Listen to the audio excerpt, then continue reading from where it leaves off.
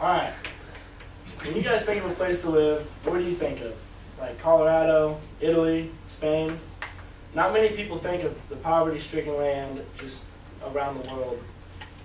Most of the world's poor is rural poor. This means that they can't go down the street and bum change from some people for a living. These people live on failed farms that can barely make enough revenue to survive.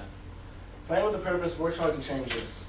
Their goal is to help regenerate the environment, sustain the economy, and boost spiritual belief in these communities. I'm very interested in their ability to change lives, and that's why I've done research on them, and I'm going to talk to you guys about them. In my speech today, I'm going to talk about the history, the location, and the purpose of Plant with a Purpose.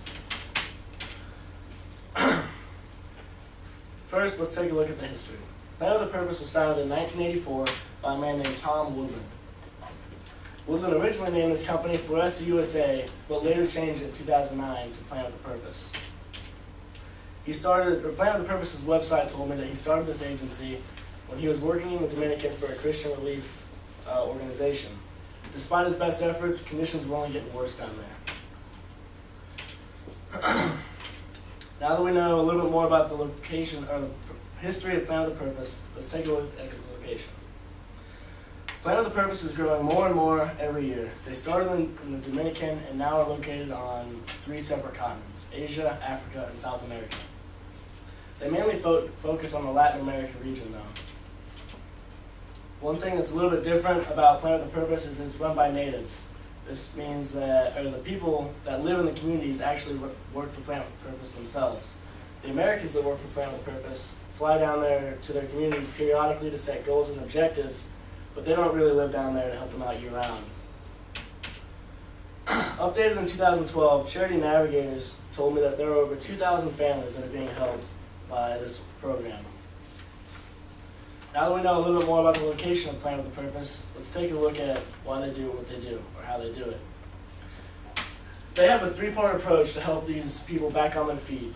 First, they take a look at environment restoration. They do this because it's the surest way to help the rural poor out of poverty.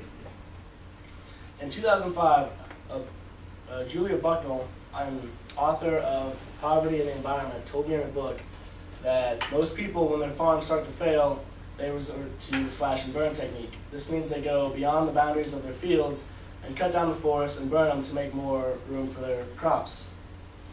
This is bad because when they do this, the nutrients in the topsoil wash away and the next crops are going to fail as well.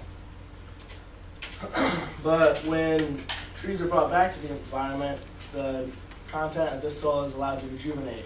In 2009, an article written named Humans in the Water Cycle told me that when you bring trees back, you also bring water back. This is because when less trees are around, less water is allowed to evaporate, which means less can be absorbed in the soil for the next crops. Second, they focus on economic empowerment. The main goal of this is to increase the income of the families in these communities and they do this by teaching them how to harvest properly, how to budget properly, and they also give them opportunities through ways of microloans. In 2012, an article written by Axon International told me that a microloan is a very small loan, sometimes as little as $100, that its main purpose is to expand profits of informal businesses. Plant with a Purpose does not help these economies directly, though. Instead, they provide ways for the people to help the economy themselves. Lastly, they focus on spiritual renewability. Plant with a Purpose is a Christian organization, and they preach their beliefs to whoever will listen. They mainly preach about discipleship and long-term relationships. They make it clear, though, that you do not have to be faithful to receive help from Plant with a Purpose. It's just an option. As we wrap this up, we know a lot more about Plant with a Purpose and how they help the poor around the world. Not everybody is as fortunate to have the living conditions we do, but at least there are organizations out there that help the people who don't. In my speech today, I talked about the history, the location, and the purpose of Plant with a Purpose. Thank you.